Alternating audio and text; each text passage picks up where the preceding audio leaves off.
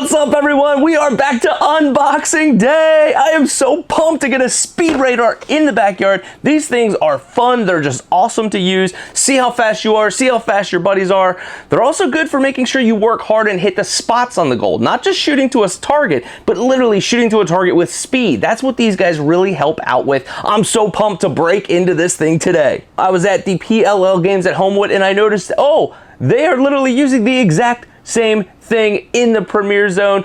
Just a quick announcement, I did get this sent to me for free, but I am allowed to do whatever review I want to do. I am not getting paid, so I will give you my honest feedback. Honestly, I just love stuff like this, but just want to let you know I did get it for free. There will be a link down below if you'd like to purchase it. If you do purchase it, using that link, a kickback comes back to the channel through Amazon. That's just a way we continue to fund this channel to keep having fun, getting new and awesome things, so appreciate you if you go that route. First, taking a look at this to see why it is so great. So first and foremost, I see it has a carrying bag. You know I love things that self-transport. It's got a bright LED display you can see from distance. We'll test that. There's a voice and notification letting you know how fast your speed is. It ranges from 3 to 150 miles an hour. So even my dribblers on the crease are still going to be measured. It actually stores up to 10 speeds. Not how sure that works, but we'll give it all a look. Kilometers per hour, miles per hour. Even you in the EU will be able to utilize this. I guess Canada. Do you guys shoot in miles per hour or do you shoot in kilometers per hour? All right, so let's get into the box here. And first and foremost is the star of the show. We have the radar detector itself, NetPlayz Smart Pro Sport Radar. We've got a few buttons on the back. We've got a record, a still, move, voice, kilometers, miles per hour, and an on and off button. Let's see if it turns on. I may need to get batteries. We also have in here, we have a stand, which is awesome because you're probably going to want to put it on the ground, put it on something. We've got a nice little, oh, that's a cute tripod. But we also have a tuning fork, I do believe this is. So let's give this a little shot here. Little carrying bag. Oh, the tripod itself, I believe, has a little carrying bag. And last but not least, we have the transport bag itself. Nice little lunchbox style bag. So that's pretty cool. I like that. Let's put that there. It does have some QR codes on it to tell me probably what to do. And if you read the box, it literally says requires 5 AA batteries, not included. I'll be right back. All right. Oh, I got the batteries. I now need a screwdriver to get in there. I'll be back again. I now have the screwdriver and the batteries. Let me just tell you, if you want to be a better lacrosse player, a little bit of preparation goes a long way. If you want to be a better YouTuber, pretty much the same thing.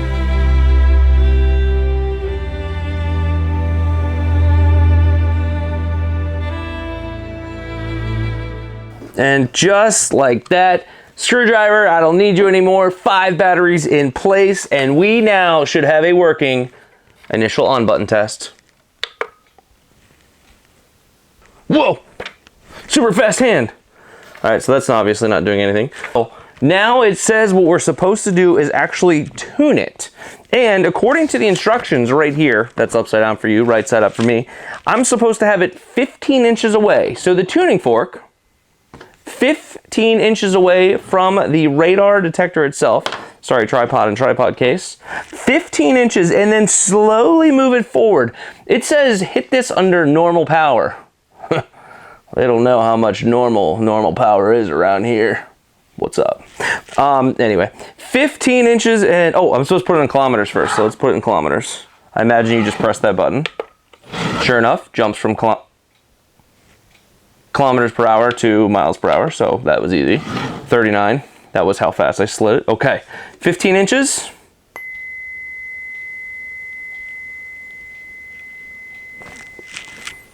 You do it 3 to 5 times. So as I mentioned, there's a few buttons on the back. We can change from millimeters an hour to miles an hour, also known as kilometers to miles an hour. Let's change it back to MPH. Imperial system, what up? So it is back in miles per hour. Basically, it says it's best to put this thing directly behind the target. So we're gonna go outside. We're gonna rip some shots at it. It does say it's best if it comes on a straight on line.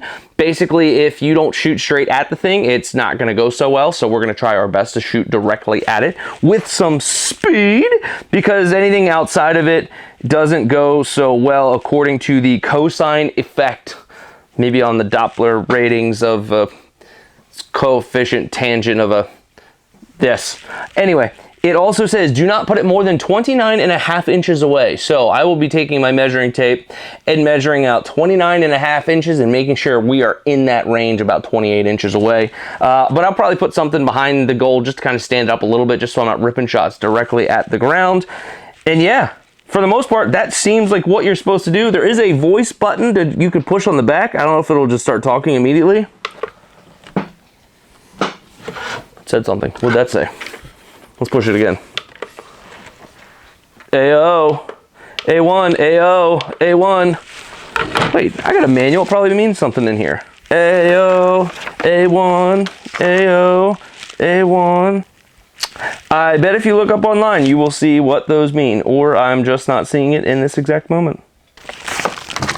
Let's go check it out. We've got it set up. We've got the tripod on it, which is actually a really cool little device. You can change the angle on this thing if you want to, but then it turns into this awesome little like transformer tripod. It's like 1 leg, 2 leg, 3 leg, ready to go. I mean, something like that. But let's get it set up behind the goal. Let's turn this bad boy on. Ooh, it is kind of hard to see in bright daylight. I don't know if you can see that on the camera, but whoa! Dude, that was fast, right? That was fast. It didn't even register me. Okay, now that we're done warming up, it's time to bring the real heaters and see what we get. 70. That wasn't much of a real heater. 74. 71, this must not be calibrated. 75.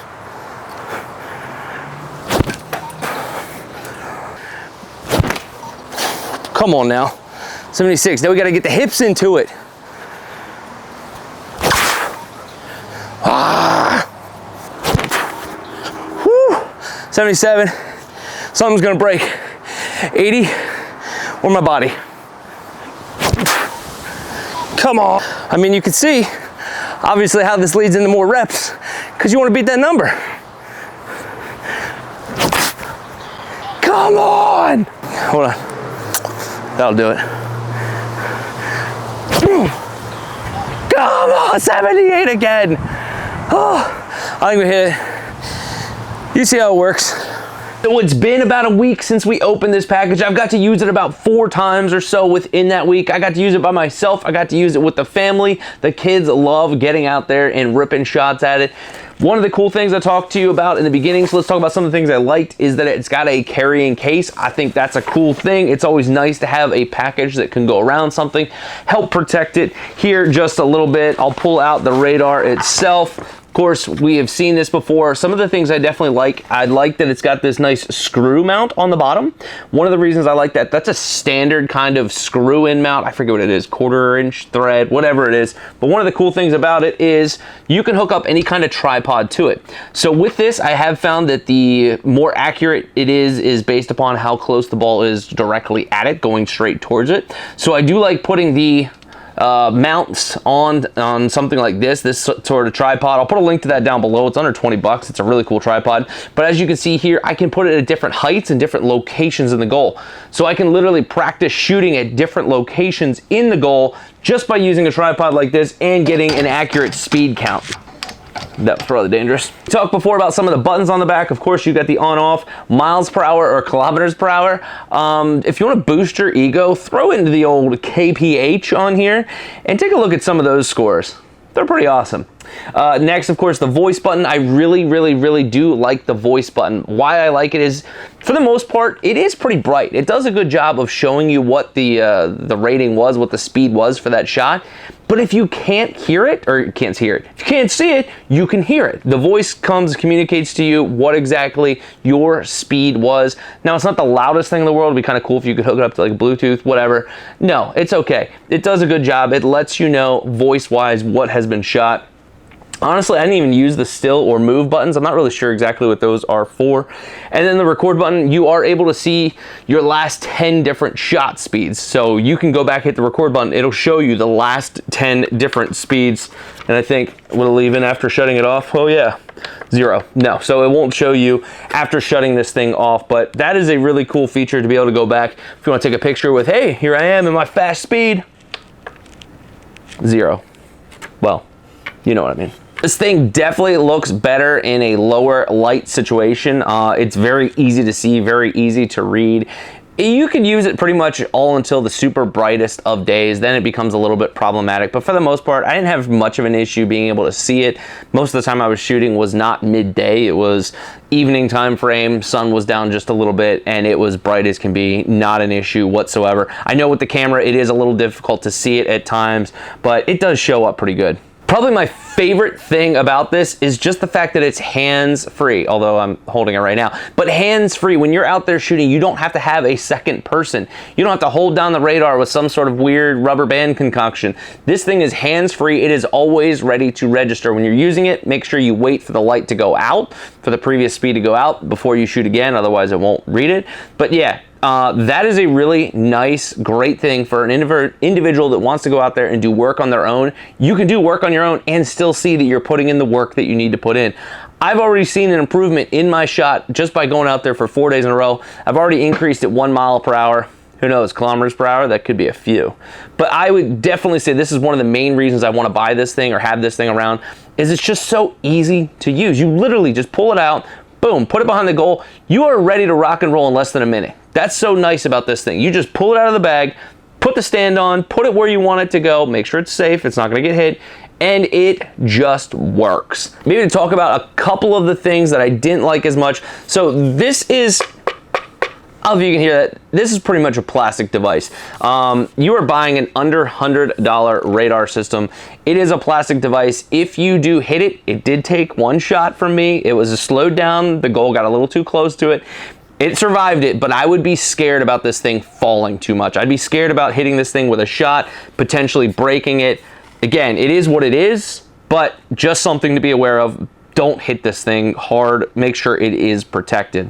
One other issue that I did run into is it just kind of stopped working at one point, and I wasn't quite sure what the issue was. Turned out, the batteries inside got loose. So if you do have that issue, it just stops working, check your battery compartment. Maybe it could withstand to be a little bit tighter in there. Maybe I didn't put the batteries in completely accurate, you know, aligned, flush, whatever. But it did come loose, and it was a very simple fix once I realized that's what the problem was. I'd say in the area of just be aware ofs, one thing I tried to do is I tried to put my microphone, my wireless microphone, right next to it to record kind of the sound that was coming from it. Oddly enough, it kept going off. The radar kept going off. 20.